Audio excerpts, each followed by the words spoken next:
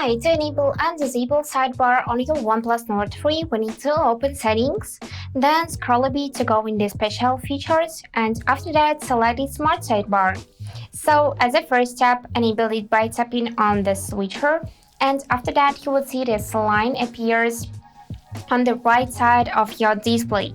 So to open it, you need to simply drag it left like that, and you'll see the list of apps you have in this Smart Sidebar. So first thing we can do is we can make a split screen with the help of two apps.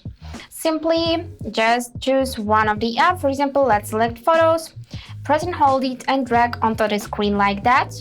Now we need to open sidebar as well and select another app, for example calculator.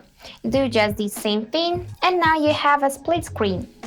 So you can use your photos and the calculator at the same time, and I suggest you to use a combination of YouTube or something like that and notes, for example, so you'll be able to watch videos and make notes at the same time, or just instead of notes you can use messages application, and now you can chat with your friends and watch videos at the same time with the help of split screen.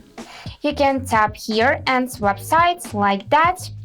You can tap on the arrows and you'll see the calculator as a floating window which you can drag anywhere across the screen, and by tapping the cross you will close it. Now let's return in its settings, and here we can check the floating bar as well. So as a first step we can switch to the auto height, and that is how it will look now. So we can resize it and also we can move it to the left side. In the option do not hide, we can also change its transparency just by dragging the slider, and we can just move it down like that or up. And we can also switch it to the left side. And if you messed up, you can easily restore defaults by tapping this option.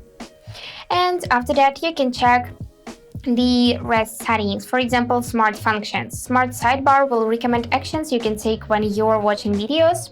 You can enable or disable this feature. In the file dock you can enable it as well.